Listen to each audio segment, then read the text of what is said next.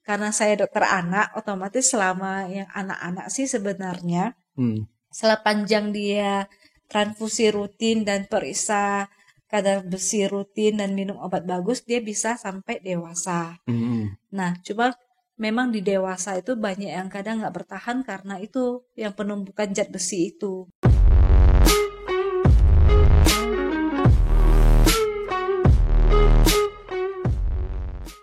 Dokter Merda, Ya. dokter spesialis anak. Terima kasih dokter sudah mampir di studio Ayo Bongkar. Ya, Saya tahu dokter sibuk, tapi saya sangat mengapresiasi dokter menyempatkan waktu untuk hadir berbagi informasi khususnya tentang anak-anak ya, sesuai spesialisnya dokter Merda. Terima kasih dokter. Ya, nah, langsung saja dokter. Saya sebagai orang umum, misalnya ini, saya memposisikan saya pasangan muda, baru menikah, terus punya anak, anak saya baru lahir. Nah, bagaimana posisi anak yang baru lahir tuh harus diapain? Nah, kalau istilahnya kita sebutnya bayi ya, karena bayi, baru lahir. Bayi kita di bawah 1 tahun kita sebut bayi. Bayi baru lahir nanti itu sangat tergantung juga pas lahirnya gimana. Jadi kan ada bayi yang misalkan berat lahirnya rendah, ada yang berat lahirnya cukup bulan, cukup, terus itu berat badannya cukup. Jadi itu semua masing-masing beda penanganan. Kita istilahnya anggap yang normal aja ya, yang cukup bulan lah ya. Nah, begitu bayi baru lahir, baik dia mau lahir secara spontan, partus normal ataupun secara SC atau seksio itu, yang penting bayi lahir nih. Ya biasa dokter anak sudah langsung ketemu pas dia. Jadi kita akan menangkap bayi. Kita pasti selalu biasa menangkap bayi, apalagi yang SC ya, karena itu kan. SC itu apa dokter? SC itu seksio cesaria. Oh, sesar. Oke. Sesar. Jadi istilahnya kalau sudah disesar kan berarti risiko tinggi. Jadi biasa dokter anak biasa hadir. Nah, di saat itu biasa kita langsung menilai nih bayi yang lahir itu gimana. Jadi kalau ya kita biasa ya bersihkan, hangatkan, segala macam, pastikan dia aman. Nanti kalau aman ya nanti tinggal rawat gabung bersama ibu. Nah, posisi setelah dilahirkan itu nanti pasti bayinya kita akan berikan misalkan injeksi vitamin K. Vitamin K, habis itu nanti salep mata, sama nanti setelahnya biasa kita langsung berikan hepatitis B0. Itu jadi imunisasi awal untuk semua bayi kalau dia memenuhi syarat. Jadi ada beberapa yang tidak memenuhi syarat tuh kalau misalkan yang berat lahirnya rendah. Jadi kalau misalkan dia cuma 1,2 kilo, 1,5 kilo, itu biasa kita tunda sampai dia 2000 gram atau 2 kilo. Ya paling itu. Nah, jadi paling nanti bayinya itu ya udah habis itu nanti kita juga akan biasa edukasi lah dari minum, kan dia otomatis minumnya ya ASI sama misalnya susu kalau misalnya belum ada ASI. Jadi ya dari situ juga sih kita nanti tinggal melihat bagaimana sang ibu saat dia memposisikan untuk memberikan ASI. Jadi kan ada posisi dan pelekatan itu juga penting karena tiap apalagi kalau yang anak pertama biasanya belum ada pengalaman, paling kita kayak ngajarin dulu caranya gimana, terus tanda-tandanya gimana kalau dia belum baik, belum bagus pelekatannya. Nah, itu nanti tinggal kita observasi. Jadi yang harus diperhatikan apakah bayinya nanti minum dengan baik apa tidak. Karena kan kalau bayi itu kita bisa nilai dia cukup minum apa enggak kadang dari kencingnya. Jadi kayak misalkan nih baru usia 1 hari itu minimal dia kencing sekali.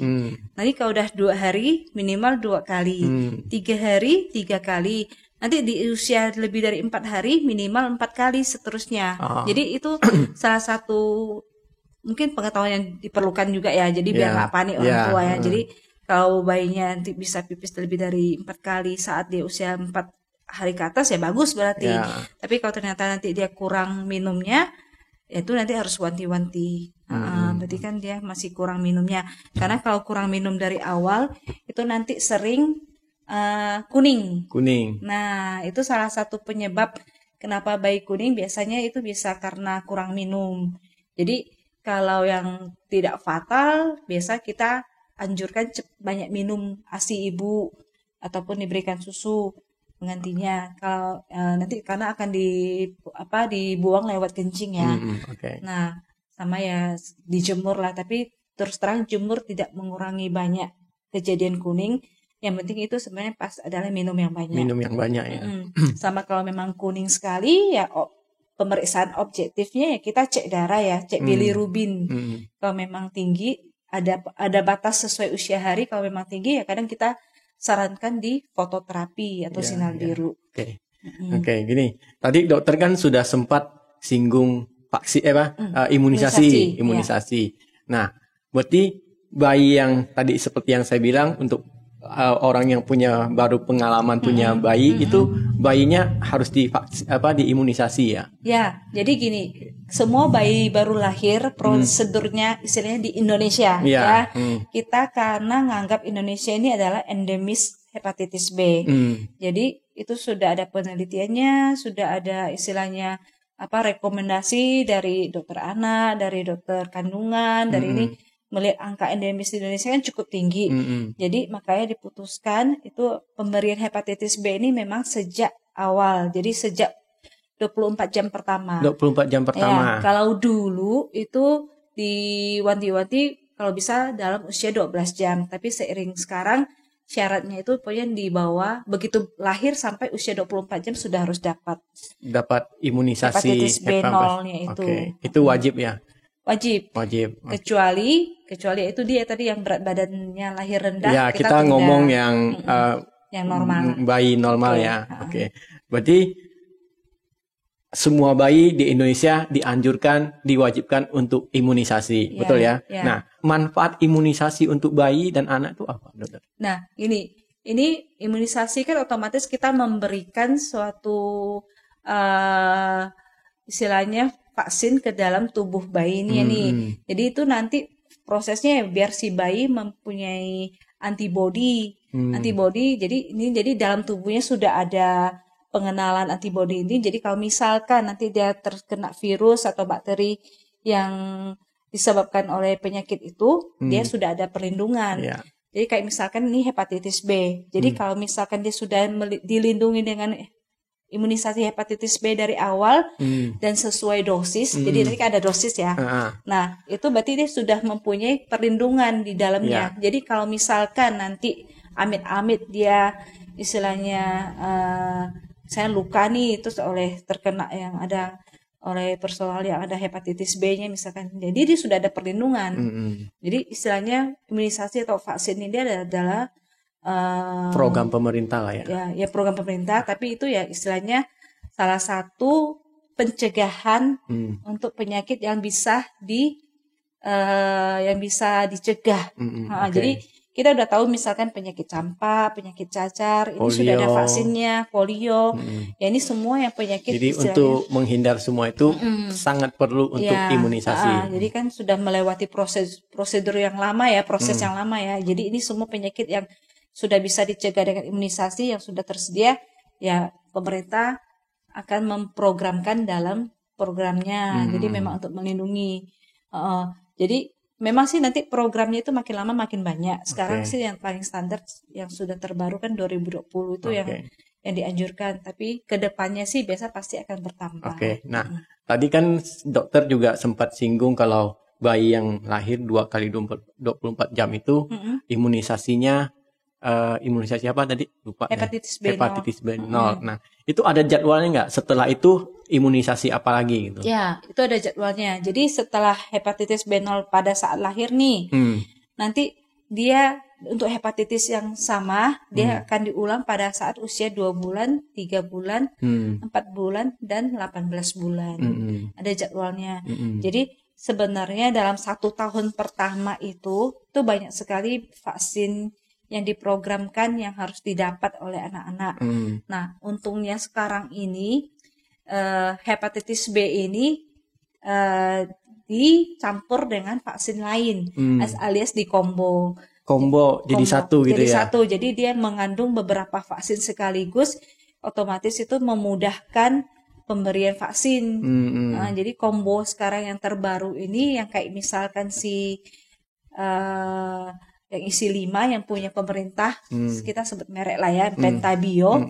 Nah itu ya isinya 5 vaksin. Dalamnya itu ada DPT, itu difteri, pertusis, tetanus, sama si HIV, hemophilus influenza, sama hepatitis B ini. Jadi ini langsung sekaligus diberikan pada saat usia 2 bulan itu. Dan memang boosternya harus 3 kali, jadi usia 2 bulan, 3 bulan, 4 bulan, sama nanti 18 bulan ini. 18 bulan. Oh, berarti bayi itu dari lahir sampai 18 bulan tuh ada jadwal imunisasinya itu ya. Jadi selama ini kan banyak orang tua ngertinya itu 1 tahun pertama. 1 tahun pertama berarti 12 bulan. 12 bulan. Nah, yang 18 bulan sama 2 tahun ini untuk DPT ulang sama ada vaksin campak MR itu sering kelewatan mereka. Jadi kadang kalau kita misalkan pasien yang berobat, kadang kita mau istilahnya colek informasi riwayat imunisasinya, itu paling sering itu 1 tahun pertama iya saya ada, tapi begitu ditanya yang ulangan ini sering kelewatan. Padahal justru kalau yang booster di usia 18 bulan ini itu yang mengoptimalkan kadar antibodinya di tubuh. Berarti saya mengulang ya. Artinya idealnya itu 18 bulan. Cuman yang faktanya yang kejadiannya mereka berhenti di 12 bulan ya. Oke. Nah, kalau begitu misalnya ada dampak nggak untuk bayi yang tidak divaksin? Maksudnya yang sering terjadi gitu. Nah, yang sering terjadi ini misalkan sama sekali tidak vaksin ya. Jadi kan beberapa vaksin utama istilahnya yang penting lah ya saya sebutkan itu BCG. Gitu. BCG untuk tuberkulosis. Jadi kalau kita diberikan BCG itu kita ada perlindungan minimal untuk penyakit TB yang berat. Jadi itu nanti kita bisa terhindar dari situ. Nah itu kalau tidak diberikan ya otomatis dia lebih gampang, misalkan kalau ada terinfeksi TB bisa yang berat. Nah yang DPT ini difteri, pertusis, tetanus. Ini justru sebenarnya penting ya. Ini yang sering terlewatkan, apalagi karena ini salah satu vaksin yang memang membuat demam. Jadi ini sebenarnya yang paling sering membuat orang tua enggan memberikan vaksin. Nah, padahal kalau tidak diberikan, jadi dia bayangkan risiko untuk difteri. Difteri itu penyakit di mana menyerang tonsil atau amandel sini, nanti dia akan membuat bengkak, membuat susah nafas, sama yang paling membahayakan itu adalah racunnya itu membuat otot jantung ini bermasalah. Itu yang membahayakan, jadi infeksi di otot jantungnya. Pertusis itu batuk rejan. Itu bisa batuk yang 100 hari yang susah sembuh. Oh ya, biasa anak yang sering itu ya. Yang kadang kalau misalkan batuknya sampai kayak anjing menggonggong. Benar. Nah, itu padahal bisa dicegah. Berarti mungkin kemungkinan besar yang kasus itu dia tidak vaksinnya. Nah, terus yang tetanus itu untungnya sekarang udah jarang. Cuma kalau ada itu kadang memang bahayanya cepat kalau tetanus ini. Biasanya nggak bisa ditolong kadang kalau ini. Jadi DPT ini justru yang sering orang tua takut kasih, karena kayak misalkan mungkin dia pas 2 bulan udah diberikan nih disuntik. Biasanya setelah disuntik kan memang dia hari pertama itu kadang respon vaksinnya itu akan demam. Jadi dari penelitian aja kita tahu, biasa kita pasti edukasi. Ini nanti mungkin akan demam karena kasusnya 50% setelah diberikan yang vaksin ini biasa demam. Kalau 50% bayangkan lah, berarti kan kalau 2 dari 2 pasien, satunya suntik mungkin demam, satunya enggak, kan jadi lumayan besar ya. Nah, kadang orang tua begitu dengar kata demam ada yang takut duluan. Tapi kalau ada yang sekarang sih enaknya sih rata-rata karena sudah diedukasi duluan, kita bahkan siapkan obat untuk penurun demamnya atau sakitnya dulu. Mereka ngerti. Kadang cuma 1 malam kan. Jadi sekarang sudah lebih enak sih. Jadi paling nanti pas pemberian kedua kita tanyakan gimana kemarin pas pertama demam apa enggak. Rata-rata sih pasti ya demam hari pertama. Jadi yang itu sih. Terus nanti yang penting lagi satu vaksinnya lagi yang si campak yang 9 bulan. Itu penting ya, dokter? Itu penting juga, campak sama rubella kan. Oke. Nah, kalau misalnya kan tadi dokter sudah jelaskan ada jadwal-jadwalnya ya. Misalnya kalau mereka ada yang telat, tidak sesuai jadwal itu bagaimana? Nah, itu ada istilahnya catch up immunization atau kejar. Jadi vaksin kejar. Jadi nanti sebenarnya kalau bisa ibu-ibu muda atau bapak-bapak itu Google ya, ada jadwal vaksin yang terbaru itu menurut Ikatan Dokter Anak Indonesia itu 2020. Jadi itu ada yang warna merah, ada yang warna biru, ada yang warna kuning. Warna kuning itu panjang sampai ke belakang. Jadi itu tetap bisa diberikan sampai dengan usia, kalau anak-anak kan kita handle sampai 18 tahun ya. Nah itu tetap ada yang bisa diberikan sampai usia misalkan sampai belasan tahun. Ada yang memang cuma kayak BCG itu cuma sampai udah kalau 1 tahun lewat dari itu nggak usah diberikan lagi. Jadi ada pedomannya, jadi sesuai. Jadi kalau memang belum dapat ya segera dikejar, tetap diberikan sesuai. Maksudnya kalau telat nggak apa-apa ya? Nggak apa-apa. Cuma memang ada beberapa vaksin yang kalau sudah telat ada yang pertimbangannya, oh ini sudah tidak perlu lagi ya kita nggak akan kejar, tapi kita kejar yang masih bisa. Oke, siap. Terima kasih dokter informasinya. Nah, tadi kan saya udah dengar banyak nih dari dokter sampaikan ada banyak imunisasi, sampai saya bingung sendiri dengannya. Tapi yang jelas imunisasi itu kan banyak. Nah, tentu saya lagi berpikir nih, saya kan sekarang umurnya 42 tahun. Nah, di waktu saya masih bayi, waktu saya masih kecil, kayaknya imunisasi nggak sebanyak itu. Nah, kok sekarang imunisasinya kok bisa banyak seperti itu? Ya, itulah. Jadi itu memang beberapa perkembangan ilmu ya, perkembangan ilmu kedokteran. Jadi kayak misalkan ini si vaksin campak lah, itu juga memang baru 20 tahun terakhir itu mulai ada. Terus yang kayak pentabio atau vaksin yang hexavalent atau itu juga baru 2000-an kok. Jadi tahun 2000-an baru ketemuan. Jadi kayak misalkan si hexavalent vaksin yang lengkap yang sampai udah ada 6 itu. Jadi selain tadi yang 5 dia tambah polio suntik. Itu aja baru 2017 kok mulai bisa diracik dan diperkenalkan. Jadi memang perkembangan vaksinnya itu baru mulai istilahnya dikejar dalam 20 tahun terakhir. 10 tahun terakhir nah ini paling ini. Jadi makanya pas ya sama lah, berarti pas zaman saya kecil saya juga nggak yakin vaksin saya lengkap seperti ya sekarang. Jadi makanya ini karena kayak misalnya gini loh kok, perkembangannya ini sesuai dengan perkembangan penyakit juga. Saya nangkap. Kayak sekarang, mungkin kan sekarang COVID. Iya kan? Anak-anak kan mengenal harus divaksin COVID kan? Seperti itu ya. Jadi kayak sekarang kita lagi tren nih COVID. Terus makanya baru ada penemuan vaksin COVID-nya. Nah, itu padahal juga anak-anak tahun 90-an mereka dia divaksin COVID karena belum ada kan? Belum ada. Benar. Jadi untuk syarat vaksin bisa sampai dikenalkan ke masyarakat itu juga melewati proses yang panjang. Jadi mereka ada uji coba klinis. Itu bisa sampai tahap 1 sampai tahap keempat. Itu kalau yang lama, yang penelitiannya panjang itu bisa menghabiskan biaya besar, itu kadang bisa puluhan tahun. Ya, jadi kayak si vaksin yang untuk diare kan dulu nggak ada. Sekarang vaksin rotavirus sudah terkenal. Itu baru ada juga baru 2010-an. Jadi dulu juga nggak ada. Jadi memang setelah melewati proses panjang. Jadi kayak sekarang kalau vaksin COVID ini kan awalnya dikenalkan ke yang dewasa dulu. Nah, yang anak-anak sebenarnya sudah sambil jalan untuk diuji tahap klinis, tapi kan baru berani setelah ternyata melewati tahap uji klinis selesai baru berani diperkenalkan. Nah, jadi itu bertahap 12 sampai 18, sekarang 6 sampai 11. Saya coba, kenapa saya tanyakan seperti itu? Saya coba mencerna. Maksudnya di masyarakat kan kadang ada persepsi. Misalnya kok banyak imunisasi, ini kayaknya rumah sakit atau dokternya yang cari untung, ya kan?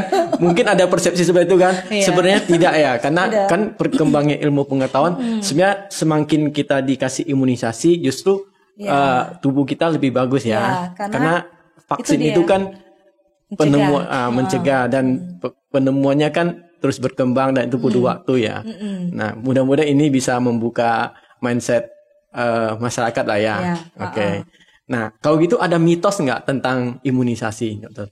Kalau mitos sebenarnya ya seiring perkembangannya itu. Maksudnya mitos di masyarakat, mereka yang kan masih ada nih, saya rasa ada orang tua ataupun kakek nenek mereka yang tidak mau memberikan vaksin kepada cucunya atau anaknya. Biasa kan ada omongan-omongan yang tidak secara medis lah. Itu tetap banyak sih. terutama contohnya ada apa? Kayak seperti apa maksudnya?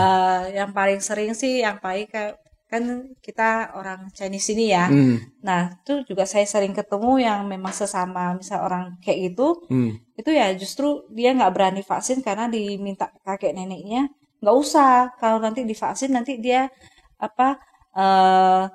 jadi ini kejang. Nah, padahal istilahnya gini loh, kalau memang kejang itu kan juga salah satu penyakit yang istilahnya nggak semua anak akan punya, tapi memang ada beberapa kondisi, misalkan yang lahirnya bermasalah, kita juga pasti akan screening dulu. Jadi kayak misalkan pasien yang istilahnya ada kelainan dari otak, misalnya sejak lahir, yang ternyata dia sering kejang, kita juga pasti, oh ini berarti belum bisa imunisasi, jadi kita pasti screening. Jadi sering orang tua karena mendengar misalkan ada satu anak yang tetangga atau apa dia habis divaksin ternyata misalkan dia demam sehingga kejang. Jadi itu berarti jangan vaksin nanti anakmu kejang demam gitu. Kayak gitu. Terus padahal itu kasus TIS ya. Jadi nggak semua anak gitu. Terus yang sering lagi yang agak banyak mitosnya itu yang vaksin yang tapi ini vaksin yang ini sih yang swasta yang masih agak baru sih, yang isunya itu yang kalau diberikan vaksin yang ini jadi autis gitu. Oh, ada gitu. Ada. Tapi sebenarnya enggak. Jadi dari penelitian enggak. Ya, maksudnya mitos itu tapi ada. Tapi mitos itu lumayan kenceng di masyarakat. Gitu ya? Jadi itu. Jadi sebenarnya ya kembali lagi ke memang harus edukasi banyak. Edukasi banyak. Nah, di kesempatan ini kan tadi kita ngomong soal imunisasi dan vaksin kan. Nah, apa yang mau dokter sampaikan untuk masyarakat di luar, khususnya masyarakat Singkawang lah, tentang imunisasi ini? Jadi gini, sebenarnya kan program imunisasi ini sudah di Singkawang itu sudah termasuk bagus ya. Jadi kita sudah dari Dinas Kesehatan itu sudah menyebarkan dan menitipkan vaksin-vaksin ini di posyandu, di puskesmas, di bidan, di rumah sakit. Jadi menurut saya itu pasti terjangkau di area manapun yang ada puskesmasnya ataupun posyandu. Jadi kalau memang bisa diberikan kepada anaknya, berikanlah. Karena itu misalnya keuntungannya pasti lebih banyak dibanding kerugiannya. Dan kalau memang misalkan takut ataupun ragu-ragu, itu boleh ini tanyakan ke dokter konsultasi aja. Kita juga nggak akan marah. Justru kita senang bisa mengedukasi masyarakat ya. Iya, karena kedepannya itu kayak sekarang gitu loh, muncul lagi difteri yang banyak gitu kan. Jadi istilahnya kan itu ya salah satu kemarin programnya sempat karena pandemi misalkan kan, jadi program yang vaksin di sekolah yang kita kenal bulan imunisasi sekolah, anak sekolah kan bias ya, itu jadi tertunda karena pandemi. Akibatnya sekarang ada banyak kasus difteri.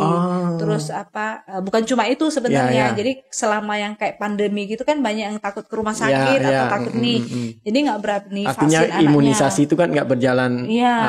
Jadi makanya. Jadi setelah COVID ini melandai, ada kasus ya? Kasusnya mulai banyak. Tapi memang difteri ini sebenarnya dari 2017 itu sempat mewabah. Tapi habis itu kan agak tenang-tenang. Terus ya ini karena mungkin kita di Singkawang ya muncul lagi karena memang ada beberapa kasus. Oke. Ini ada titipan pertanyaan dari penonton Ayo Bongkar. Nah, yang tadi vaksin itu, terima kasih informasinya. Saya pikir sangat komplit tadi. Informasinya. Nah, ini ada pertanyaan dari penonton Ayo Bongkar. Dia titip pertanyaan. Dia bilang, tolong dong hadirkan dokter spesialis anak karena dia punya dua keponakan yang mengalami penyakit thalassemia. Nah, pertanyaan saya, apa penyebab penyakit thalassemia itu? Oke. Jadi thalassemia ini sebenarnya penyakit yang diturunkan ya. Diturunkan. Jadi biasanya memang dia harusnya ketahui, kalau kan dia thalassemia ini adalah penyakit masalahnya dia ada produksi rantai globin lah ya di sel darah merahnya yang bermasalah. Jadinya dia bisa aja ketahuannya itu pada saat misalnya ini anak-anak ya, pada saat kok anak ini pucat, terus dia kok lemah, letih, lesu, terus kok kadang ada pembesaran di perut, terus anaknya, nah biasanya kan kadang orang tua kalau anaknya udah sakit berat itu baru bawa ke dokter kan. Jadi kadang di situ kita baru ketemu.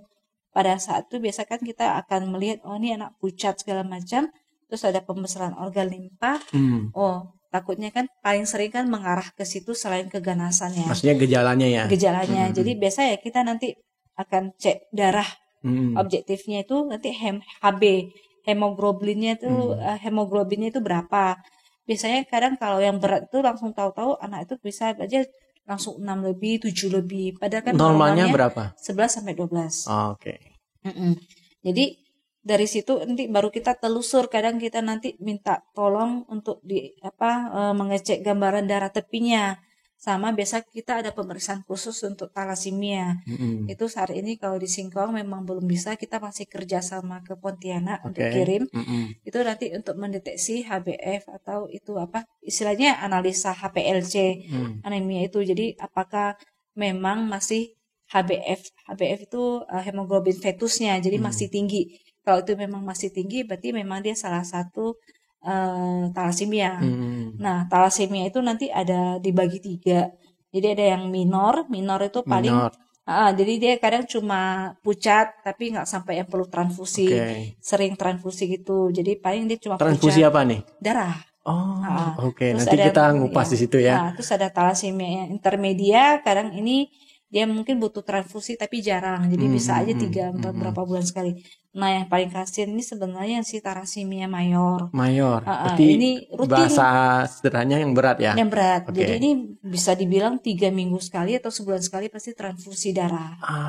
Karena talasemia ini kan kelainannya di sel darah merahnya itu dia akan istilahnya gampang dipecahkan oleh tubuhnya sendiri tadi karena masalah produksi rantai globinnya itu kan. Jadinya ya dia terapinya sekarang ini ya cuma transfusi sel darah merah itu, PRC itu.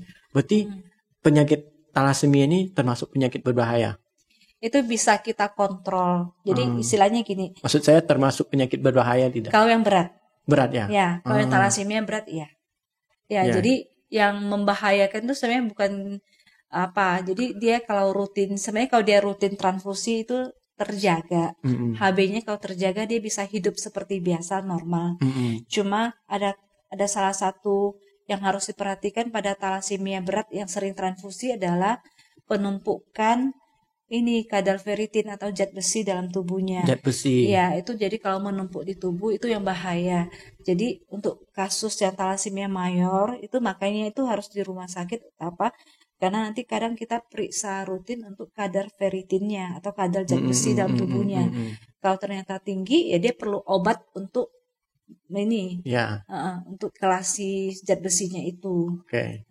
Nah, tadi dokter bisa ulangi nggak ciri-ciri atau gejala orang yang mengalami talasemia? Jadi yang pasti kan dia baru ketahuan pertama kali itu pasti pucat atau anemia. Nah dari pucat tuh otomatis kalau udah anemia itu yang udah pasti dia lemah, lunglai, lesu, istilahnya ya benar-benar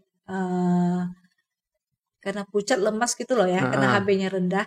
Terus habis itu dia akan kalau misalkan pada anak-anak itu paling sering ketahuan tuh kadang nanti kita periksa badannya. Itu memang bisa pembesaran organ limpanya. Itu sih. Tadi kan dokter juga sempat singgung darah ya.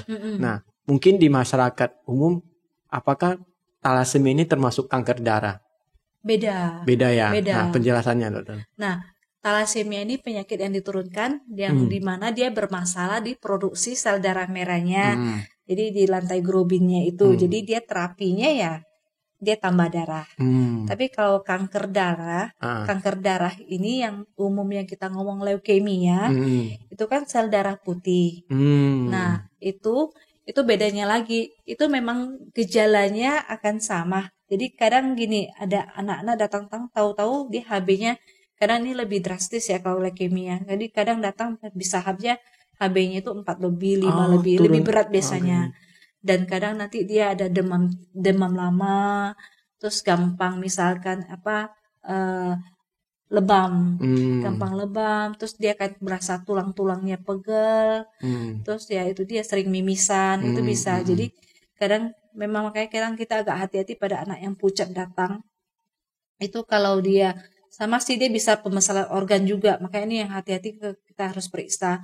Nah, itu yang kadang dia masalahnya bukan cuma HB-nya aja yang turun. Bisa aja dia trombositnya juga nggak bagus. Nah, terus kadang leukositnya itu si darah putihnya ini bisa berlebihan.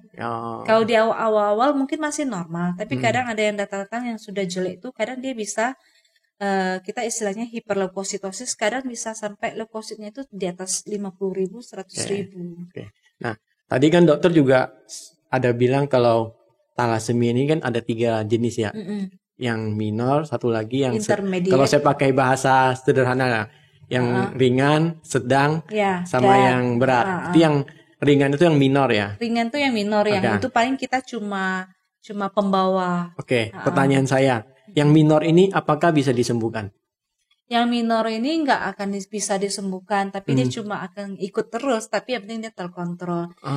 Jadi bisa aja dia ada, tapi dia tidak menjadi gejala yang berat. Jadi dia kayak ya udah kayak biasa aja. Dia bisa hidup seperti biasa aja. Kadang malah nggak tahu. Nggak tahu dia ada itu ya. Kalau memang di keluarganya itu nggak pernah ada riwayat itu, terus dia nggak ada yang sakit berat sampai ke tahun thalassemia, kadang kita juga nggak tahu ada riwayat thalassemia dalam keluarga. Ya. Oke. Berarti thalassemia itu tidak bisa disembuhkan ya? Ya, tidak. Tidak bisa disembuhkan. Oke, bawaan. Nah, ada nggak pantangan atau larangan makanan yang tidak boleh dikonsumsi oleh pasien yang punya thalassemia? Kalau udah ketahuan thalassemia ini kan ya itu tadi yang dia paling bahayanya itu kan penumbukan zat besi ya. Otomatis makanan-makanan yang mengandung zat besi tinggi itu yang harus dihindari. Contohnya makanan apa? Itu ya kalau kayak zat besi. Ya hati ayam. Itu daging-daging merah. Itu jadinya untuk yang pasien-pasien thalassemia ya kurangilah. Nah, kan tadi thalassemia kan penyakit turunannya, genetik ya. Itu bisa dicegah nggak? Pencegahannya itu otomatis ini istilahnya gini. Jadi kalau kita screening nih, ini biasa pada orang tua, jadi atau pasangan muda. Jadi kalau memang istilahnya kan sekarang udah ngetren sih, jadi kadang ada paket pengecekan sebelum menikah kan. Jadi kalau bisa kan tuh udah saling tahu posisi masing-masing. Jadi statusnya mereka ada. Maksudnya sebelum mereka menikah ya? Sebelum menikah nih. Nih masing-masing ini ada bawaan nggak untuk kariel thalassemia? Kalau memang ada, sebaiknya jangan menikah. Lihat dulu. Kalau misalkan cuma salah satu yang ada gennya, satunya normal, berarti itu istilahnya itu loh yang hukum Mendel. Jadi paling berarti nanti dia keturunannya itu akan jadi minor sama pembawa aja, akan jadi yang ringan sama pembawa aja. Tapi kalau misalkan masing-masing ini ada gen pembawanya, otomatis dia 25%-nya berat, 50%-nya intermediate, 25%-nya cuma pembawa aja. Jadi masih ada kesempatan bisa menikah. Iya. Jadi tapi ya itu dia, kalau misalkan tetap istilahnya cinta mati benar. Menikah, dia harus tahu konsekuensinya. Berarti ada kemungkinan tiap kali hamil. Jadi bukan berarti misalkan dia punya 4 anak, satunya ini, 2-nya ini, enggak. Jadi tiap kali satu kali kehamilan ini tetap dia ada kemungkinan 25% ini yang menjadi berat. Ini otomatis akan istilahnya ya salah satu beban ke depannya. Jadi itu harus siap. Maksudnya anak yang lahir nanti. Ya, otomatis harus diperhatikan dan dia perlu pengobatan jangka panjang. Jadi kalau memang tadi dua-duanya berat, sebaiknya jangan menikah. Udah, saling mengalah cari yang normal. Demi masa depan. Karena nanti anak yang dilahirkan itu jadi ada kemungkinan 25% itu. Jadi tetap istilahnya kita akan edukasi sampai situ sih. Kalau sampai tetap melanjutkan berarti ya setiap kali kehamilan dia ada 25% tuh yang berat, tapi bisa aja berarti kan ada 50% sama 25% lainnya yang masih normal. Tapi istilahnya kan kita nggak ada yang bisa janjikan ya. Iya. Karena gennya diturunkan. Betul. Oke. Wah, berarti ini harus benar-benar di screening ya. Iya. Kan sekarang udah canggih, udah ada paketnya segala macam, ya sudahlah ambil aja. Tapi lebih baik seperti itu ya. Diedukasi supaya nanti nggak terjadi yang nggak baik di kemudian hari ya. Nah, dokter, tadi kan dokter juga ada sempat singgung transfusi darah ya. Nah, kenapa thalassemia transfusi darah? Karena kan tadi itu dia masalahnya dia akan memecahkan sel darah merahnya lebih aktif ya. Jadi dia nggak kayak kita, kalau manusia normal kayak kita itu sel darah merah dalam tubuh kita itu usianya itu 3 bulan. Usia kita eritrositnya atau sel darah merah kita 3 bulan. Jadi dia akan produksi lagi setelah 3 bulan. Tubuh kita itu pintar. Jadi organ limpa. Berarti maksud saya itu pengobatannya atau ya, makanya bedanya di sini. Bedanya di sini. Kalau pada talasemia pemecahannya itu lebih cepat. Jadi belum ini dia sudah turun. Jadi dia belum sampai usia itu dia HB-nya sudah turun karena pecah lebih cepat itu. Makanya pada talasemia ini beda-beda. Jadi ada bisa aja anak yang dia cuma pecahnya sebentar dan dia jadinya istilahnya transfusinya itu lebih lama, jadi 2 bulan sekali.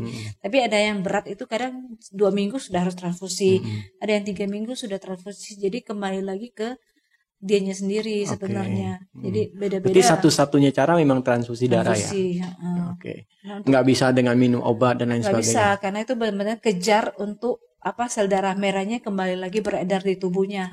Kalau nggak terkejar itu nanti bebannya ya istilahnya kayak kita kalau kurang darah itu kan diperlukan untuk kayak gini oksigenasi jaringan ya sampai sini-sini ya. Kalau ini makin pucat segala macam, lama-lama perputaran darah sampai ke jantung, otak segala macam sampai ke tepi-tepi ini kan jadi berkurang, itu nanti kan lama-lama kayak bisa bikin gagal jantung. Ini itu yang kita cegah. Makanya dia memang transfusi rutin ya obatnya. Ini pertanyaan agak menyedihkan sebenarnya ini. Apa itu? Orang yang punya penyakit talasemia ini bisa bertahan hidup berapa lama? Nah, karena saya dokter anak, otomatis selama yang anak-anak sih sebenarnya sepanjang dia transfusi rutin dan periksa kadar besi rutin dan minum obat bagus, dia bisa sampai dewasa. Nah, coba memang di dewasa itu banyak yang kadang nggak bertahan karena itu yang penumpukan zat besi itu. Jadi dia sudah terlalu menumpuk, kadang di organ itu yang membahayakan. Jadi kalau selama saya kan handle-nya anak-anak ya, itu rata-rata sih ya bertahan. Cuma kalau yang kalau yang sampai usia berapa itu tuh sangat variasi ya, tergantung dari sejak kapan dia tahu, dia bagaimana dia pengobatannya, bagaimana dia ada minum obat kasih zat besi apa enggak. Jadi beda-beda sih, tapi rata-rata kalau misalkan yang istilahnya meninggal itu ya itu kebanyakan ya karena itu penumpukan zat besi di organ itu. Nah, pertanyaan saya, untuk bisa bertahan, apakah yang pasien talasemia ini perlu mengubah pola hidupnya? Maksudnya faktor pendukung seperti makanan, olahraga itu mendukung enggak, dokter? Itu pasti mendukung. Sangat mendukung. Tetap daya tahan tubuh juga penting ya. Jadi istilahnya dia otomatis akan menjadi orang yang salah satunya imunnya rendah. Ya, daya tahan tubuhnya rendah. Jadi otomatis kalau dengan dia rajin pola makannya bagus, olahraga segala macam, ya itu akan membantu. Sangat akan membantu ya. Membantu. Oke. Terima kasih dokter untuk sharingnya, untuk berbagi informasinya tentang imunisasi dan penyakit talasemia ini. Nah, sebelum kita akhiri podcast ini, kira-kira ada apa yang mau dokter himbau kepada masyarakat Singkawang di kesempatan ini? Sebelumnya sih ini ya, mumpung udah nyinggung anemia. Oke. Jadi sebenarnya bukan cuma talasemia sama leukemia itu yang sering ada. Yang sering terjadi di masyarakat kita itu adalah yang anemia kekurangan zat besi. Anemia defisiensi besi. Itu juga salah satu yang penting. Jadi itu sebenarnya anemia yang terjadi karena kurang asupan zat besi. Yang tadi nggak boleh lebih. Yang tadi talasemia nggak boleh lebih. Tapi yang di masyarakat kita justru angka kejadian anemia yang paling sering pada anak-anak itu adalah anemia kekurangan zat besi. Itu karena asupan. Jadi justru itu salah satu yang harus diperhatikan ibu-ibu. Jadi itu kan bisa diperiksa dengan istilahnya kasat mata ya, anaknya pucat apa enggak, warna telapak tangannya ada kemerahan apa enggak, terus kadang periksa untuk ini aja, selaput mata yang bagian putih merah apa enggak. Jadi kalau anaknya pucat atau apa, dibawa periksa lah. Jadi kadang-kadang dari situ kita bisa nilai dia kekurangan zat besi apa enggak. Jadi kalau memang iya, kadang yang parah kita rutinkan pemberian zat besi. Tapi kalau misalkan yang enggak terlalu parah ya kita edukasi, lebih sering berikan makanan tambahan zat besi. Jadi kayak hati ayam dirutinkan, daging merah, bayam, tapi bayam yang harus perlu banyak sekali. Jadi itu yang penting sih. Jadi anemia yang banyak di masyarakat tuh sebenarnya anemia yang kekurangan zat besi itu. Jadi kalau bisa ya maksudnya penting pemberian makanan ya, karena itu nanti mempengaruhi tumbuh kembangnya. Jadi ada yang dinamakan 1000 hari pertama kehidupan. Jadi itu sangat dipengaruhi oleh saat awal-awal. Jadi bagaimana dia dapat ASI, bagaimana dia MPASI-nya, terus bagaimana dia dijaga kadar zat besinya. Jadi itu biasa outcome-nya atau nanti itu apa keluarannya dia biasa tumbuh kembangnya bagus, baik. Berarti ini pesan untuk ibu-ibu kepada buah hatinya ya. Oke, terima kasih dokter sudah berbagi. Terakhir, apa harapan dokter terhadap podcast Ayo Bongkar ini? Ya, harapan saya semoga syarat ini bisa ditonton ya, ditonton masyarakat Singkawang lah terutama ya. Jadi mendengarkan edukasi kita, jadi istilahnya ada yang ditangkap dan bisa dimengerti. Jadi misalkan itu juga bisa tolong bantu edukasi ke masyarakat lainnya. Jadi ya tadi ya yang kita bahas pentingnya imunisasi, pentingnya apa kalau anaknya pucat itu perlu diapain, apa aja yang kemungkinannya. Gitu. Oke. Terima kasih dokter sudah berbagi. Sama-sama. Lain waktu, lain kesempatan mungkin kita akan podcast lagi ya. Oke, siap. Terima kasih dokter. Terima kasih.